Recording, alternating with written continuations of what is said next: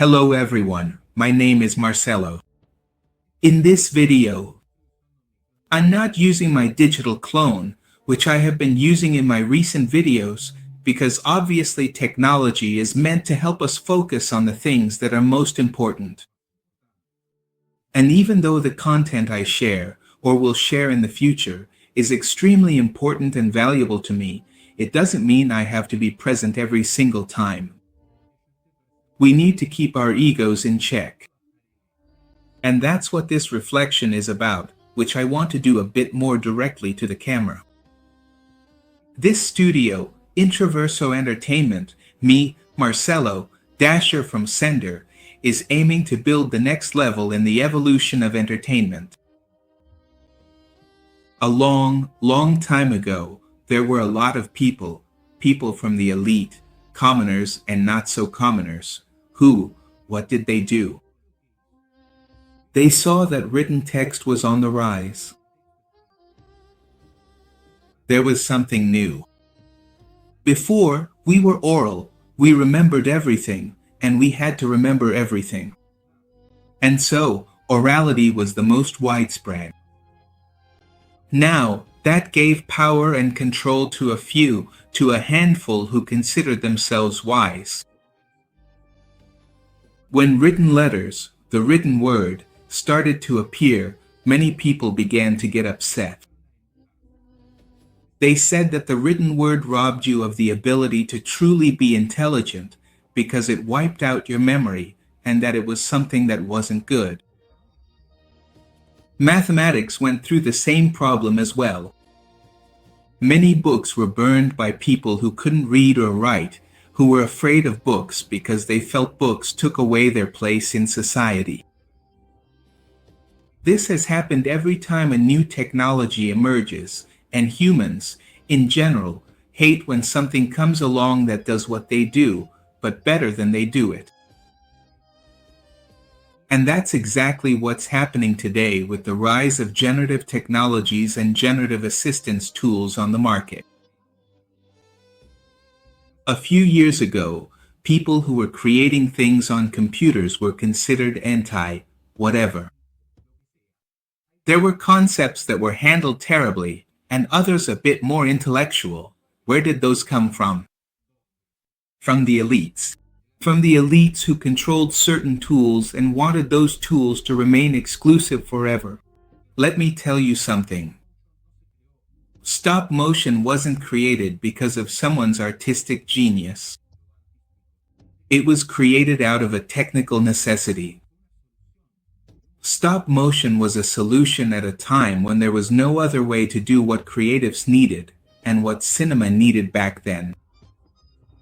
Of course, once stop motion was found and applied to that need, a whole chain of people emerged who saw in that technical system a solution to create ideas bigger than just a special effect for a live-action movie, and it started to directly replace people and became its own branch. The 2D animation we all know was also born as a result of not having enough money and not being able to make movies any other way. There was simply no way to do it. Comics came about in the same way. And I could go on listing all the things we've come to know. When the Lumiere brothers presented their project, their experiment, their discovery to the world, and the most important thing they had to show people on a big screen was a train, Méliès appeared. Méliès, a Frenchman, an incredible guy, who said, as the great magician he was, "This is magic. Let's make magic with this." And that's how he created the most important works in cinema, which remained hidden for a long time, until we finally brought them out of the trunk where they were kept. Luckily, they weren't lost. So, the question I ask myself is, in this story of creatives, creators, and technology, is anyone really going to tell us what we can create with? Did anyone really not base their work on the work of others? Is there really anyone who isn't using assets to build their stories, standing on the shoulders of others? The truth is, mediocrity doesn't come from the technique being used at all, but from the person behind it, from the person who's doing it. And this is perfectly expressed in a piece I recently shared on this very platform and on others, from a very interesting Asian filmmaker, who also has a fascinating course, if you'll pardon the repetition, and who, for me, is the touchstone for what cinematography will be in the next 25 years. In my training at Entrenart Multimedia, we don't go backwards, we move forward, carrying on our backs all those things that are behind us. And that's what the future brings. When someone says they're stealing my style, they're mistaken. First of all, most people don't have their own style, okay? There are a lot of artists who have left Disney, for example, who now work as freelancers and claim they have their own style. Come on, guys, you've been copying like robots for years, and what you have is the style of that other person with a few tweaks. We all go through that. I can list, just by looking at someone's work, all the artists that make up what I would call their training, that dataset they use to build what they call their own style. Just like Stable Diffusion 1, 2, and 3 exist with a specific dataset, every living being has their own dataset. Here at this studio, at Introverso Entertainment, I, Marcelo, in training you for what will be the future of this in multimedia training, we're not going to let a handful of mediocre people alter the beautiful collision course that the manifest destiny of creativity is on. Because you should know that intellectual property and plagiarism are, legally speaking, and already defined, an exact and literal copy of things. And taking references isn't illegal, buddy. And every creation that is pushed forward by a person, by a living human being, is intellectual property. And best of all, we have the, let's say, the creative rhythm already displayed on each of the platforms we work on. We have from the main image to the last image, from the first animation to the last animation, a whole technical development that also validates the creative process. So, every single time I personally see an artist saying that someone else absolutely shouldn't use a certain kind of tool because it effectively excludes them from the artistic elite, actually, my dear so-called artist, you're the one truly setting aside the artist's robe. Because throughout the entire last century, techniques have certainly changed, but people, fundamentally, didn't. And there's always someone who says, see. Like a wandering echo of those people who shout, the end of the world is coming, telling us that this is going to put an end to creativity, intelligence, imagination. Well, I want to make it very clear and emphatic today that anyone who wants to forbid us from using these generative tools is, for me, standing on the other side of the street.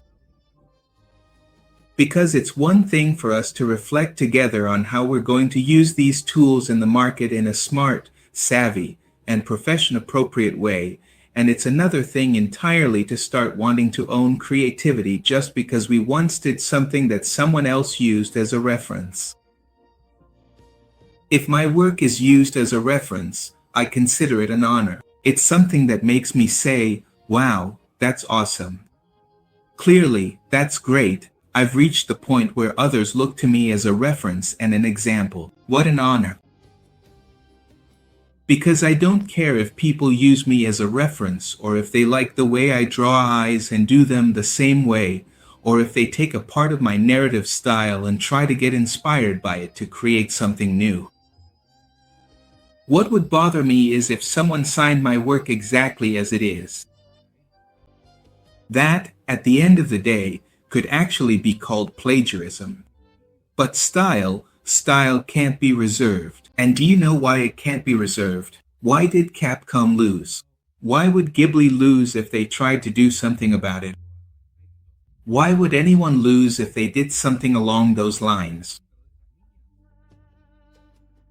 Because it's like saying that just because someone looks like me, that person shouldn't exist. It's that dumb, right? It's that dumb. So let's not be dumb. What do you think, huh? We can be smart. We don't have to repeat history. We don't have to burn books. We don't have to hang people in the town square. We don't have to believe we need to make laws to ban the use of tools just because we're afraid.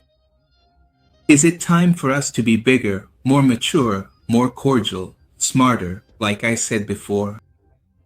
Or are we going to keep being mere representatives of mediocrity, pathetic organizers of closed-off circles who make decisions and miss out on this unique opportunity that, just like in Ratatouille, anyone can cook? Because that's what this means. Up until 3 years ago, I didn't have the budget to create the images I'm making today. The equipment was out of my reach. You might not know this, but I'm from Argentina. Argentina is going through a renaissance. A renaissance that isn't so much about politics, but yes, it has to do with the fact that politicians are trying to meddle less in the lives of entrepreneurs and free people. And this changes things. It changes the game for me. In fact, I stayed in this country because of that. And when I saw what the artificial intelligence scientists were doing, I was stunned. I said, wow. And when I saw it kept growing, I thought, this is our place. The first day I heard Suno give me music from my heart through my words, I cried. And I'm not exaggerating, I cried. A couple of weeks ago, the same thing happened to me. It's incredible because I crunched the numbers for years, did the math for years, and I swear, it never added up. I didn't want to get money from shady, sketchy people. I never did. I didn't want public money either, which is even dirtier than that, because it comes from people who never want to see my project, and it's stolen from them to give to me. And on top of that, we say we're culture. No, we're not culture. We're cultural thieves at the end of the day. I didn't want that. Then these platforms showed up when I saw what they could do and when I see what they can do. Today, thanks to all of that, Introverso Entertainment is going to have its 87 IPs growing over the next 25 years. And since this isn't going down, it's going up. What's going to happen is that many people like me, better than me, much better than me, will be able to show their ideas from places in the world that previously didn't have the capital to showcase or share them. This is the next creative revolution. If we want, instead of that revolution that's just noise, chaos, and sometimes blood, it will be evolution. Evolution for all of us. Please, if you think you're so important that you need to go to court because, oh, look, that little part looks like me. Guys, look in the mirror and understand that you need to take a reflective ego course. You're not that important. Even if your name is well known today, even if you're famous actors, you're not that important. You're human, you get it. The title doesn't matter. We left the monarchy behind a long time ago. Can we do that intellectually? Can we leave the monarchy aside? Hey, Hollywood, do you dare? Do you dare to give up that semi-god status? Because I do. If tomorrow 4 billion people follow me, I'll still be with the 2 people I love, and I'll care about being important to those 2, and everything that comes from that will be important. Let's slow down a bit, okay? Start creating instead of complaining. Do you really want to prove you're good at what you do? Please, stop making anti-A brushes. It's ridiculous. Oh, I made an anti-A brush. Bravo, congratulations. What a waste of time. And the worst part is that those artists who artists who make those brushes, most of them are so mediocre and so basic and so generic that it just doesn't make sense. If you've used photo bashing, if you've taken from others, if for years you've been taking from others, you work in a digital environment, in pixels, where painting exists because of bits and bytes, okay? So, to wrap up, I know this is long and maybe no one listened to it. I know maybe you're not interested, but I wanted to leave this message so that, if you're on the other side, it's okay, no hard feelings. Don't come over to my side trying to forbid me from things. And if you're on my side, don't worry about the other side. Create without limits, because the only thing that matters is creative honesty. And the only thing that matters is that from the heart and from your real feelings, you're on the other side. Wherever you are, with whatever money you have in your pocket, take advantage of the tools and stop thinking that just because you don't have the money or the contacts, your ideas are less important. Use whatever you need to use to make your ideas come true. And count on me for whatever you need, because I'm on the other side. And just like I have the incubator for independent entrepreneurs that we've been working with for years to build a better local market, I invite you to help us create the best international market for solo creatives in the world, because now it's possible thanks to everyone who gives us the tools we have. And thanks to you for giving us the tools, because honestly, Suno, Link, Hailu, whatever names you can think of, I don't care if I use them or not, everyone who's working to make this possible, I don't care if it's for money, or because they want to be important in the business. Truly, from the heart, thank you. Because up until 3 years ago, my dreams were tucked away in a corner, and now, thanks to you, my dreams are out there, swirling around.